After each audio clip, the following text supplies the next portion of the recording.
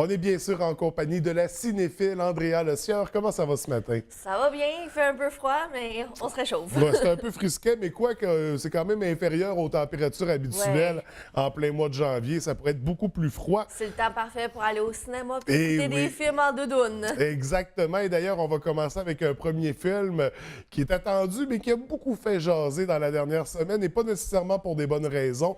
Alors, il s'agit du film Mes vies de chien. Exactement. Alors, Mes vies de chien, cette histoire, en fait, qui raconte au départ, c'est du point de vue de chien. Alors, c'est un premier toutou qui vit sa vie et tout ça, et ben c'est le cycle de la vie, on meurt tous un jour. Ouais. Par contre, l'âme du chien se réincarne dans un autre chien, et vice-versa.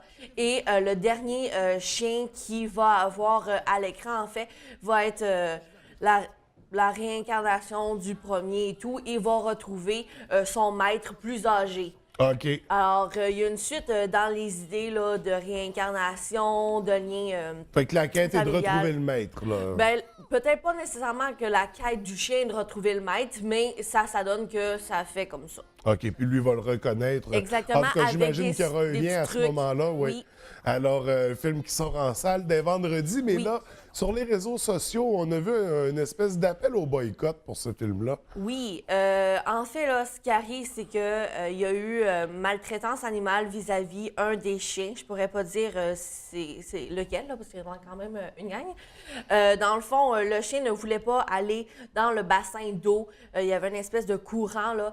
Le chien avait peur.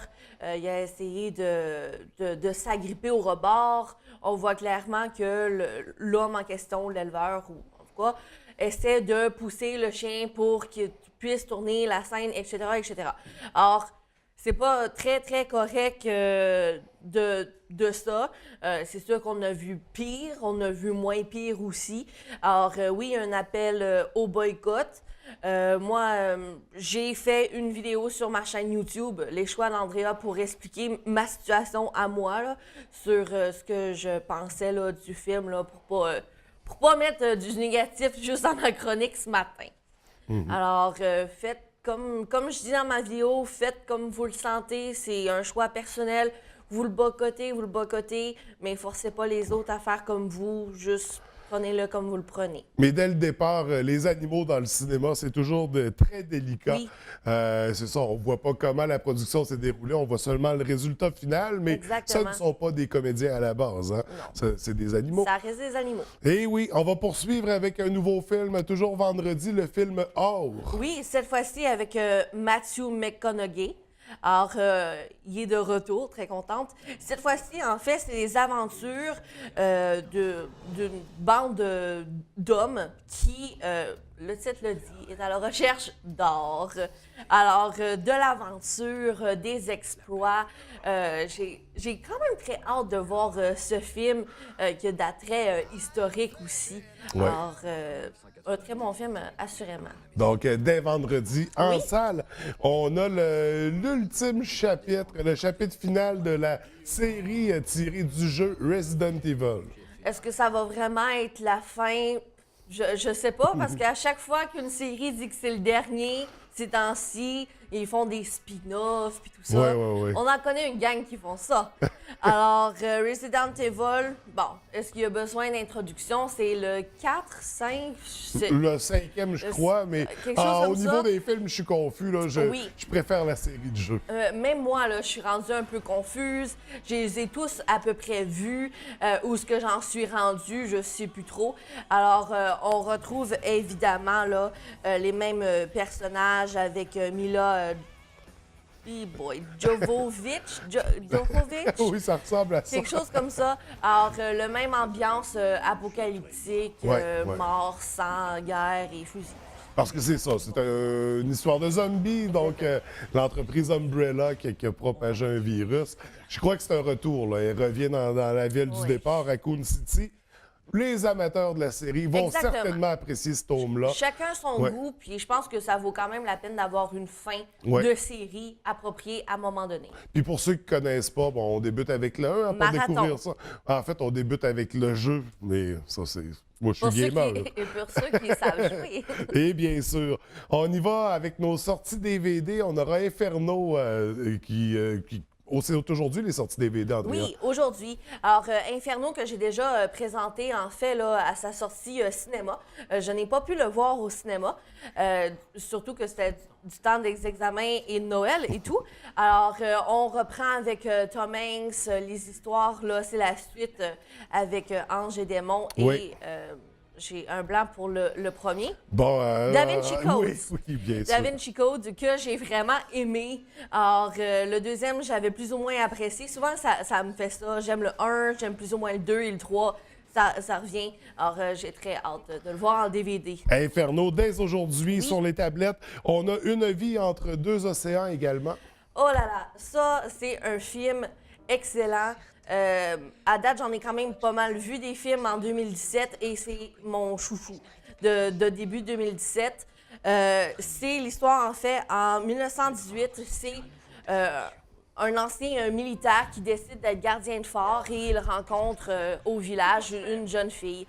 Et après leur mariage, 2 fausses couches, il y a, après une tempête, un bateau qui arrive au fort. À l'intérieur, un jeune homme décédé et un bébé.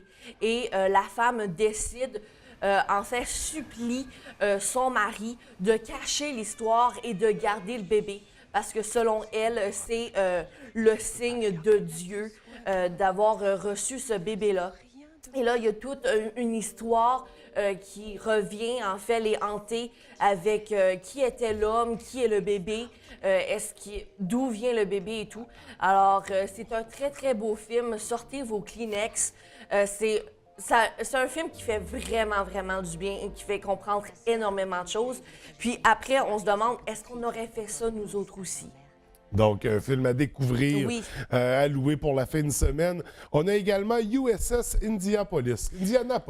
Indianapolis. Alors, c'est le retour de Nicolas Cage. On dirait ça fait un bout de temps qu'on l'a pas vu dans quelque chose. C'est drôle, on dirait qu'il me manque plus, moi, c'est temps-ci. Ouais, c'est ce que je pense aussi. Par contre, écoutez, là, hein, ça reste Nicolas Cage, chacun chez goût. Alors, c'est en 1945 avec le navire de guerre, le USS Indianapolis, qui, en fait, là, transporte du matériel nucléaire vers l'Asie. Alors, ça se passe le 30 juillet et c'est tout ce périple-là là, avec le matériel, l'argent et l'armée et tout. Alors, Sorti, un film, sur les tablettes dès aujourd'hui. oui. Puis on termine ce matin, Andrea, avec les séries à découvrir. Qu'est-ce que tu nous suggères ce matin? Ben, en fait, c'est une série que j'ai découverte du temps de Noël. Il y a une série que j'ai eu le temps d'écouter et c'est The Crown. Alors, on pourrait peut-être la traduire par La Couronne, mais il n'y a pas vraiment de traduction, là. C'est une traduction Ok. libre que j'ai choisie. Oui. Bon, c'est pas mal ça que ça veut dire. Oui, hein? exactement, mais tu sais comment que les traducteurs fonctionnent. Des fois, c'est pas parce que c'est écrit The Crown que c'est la couronne. Alors, c'est une série télévisée américano-britannique. Or, la majorité des acteurs sont britanniques. Leur accent est excellent. C'est créé par Peter Morgan. C'est diffusé depuis le 4 novembre sur Netflix. Je suis un peu en retard, mais ça reste que c'est une série excellente. En fait, c'est l'histoire... La première série parle de la reine Élisabeth II, évidemment, la reine qu'on a présentement. Oui. Et c'est du début de sa vie à son couronnement, à son mariage. Alors, c'est quand même de 1947 jusqu'à nos jours. Ça englobe quand même plusieurs années. Il y a aussi, pour ceux et celles qui ont de la difficulté avec les retours dans le temps, le futur et tout, là, ça change beaucoup d'époque. Alors, faut suivre, faut pas skipper non plus d'émissions, faut pas skipper de 5 minutes non plus. Donc c'est quand même chargé, là, comme contenu. Exactement. C'est historique. Alors, à la minute qu'on dit historique, là, il y a tout le temps des changements qui arrivent. C'est très touchant. Moi, j'ai beaucoup aimé. Et ils ont gagné des prix aux Golden Globes 2017 quand même. Meilleure série dramatique, meilleure actrice dans une série dramatique pour Claire Foy. Alors, une très bonne série là, que j'ai beaucoup aimée. J'aime les séries historiques. Et on voit pas beaucoup de choses sur la famille royale, là, Élisabeth II, son couronnement et tout ça, là, puisque c'est plus de notre actualité en ce moment. Oui. On est passé presque à une autre génération. Alors, ça fait découvrir une grande famille. Donc, The Crown, qu'on peut visionner sur Netflix Oui. à découvrir. Et nous, c'est ce qui faisait le tour de nos sujets de la semaine. Andrea, on se retrouve mardi prochain. À mardi prochain. Je te souhaite une très belle semaine. Merci.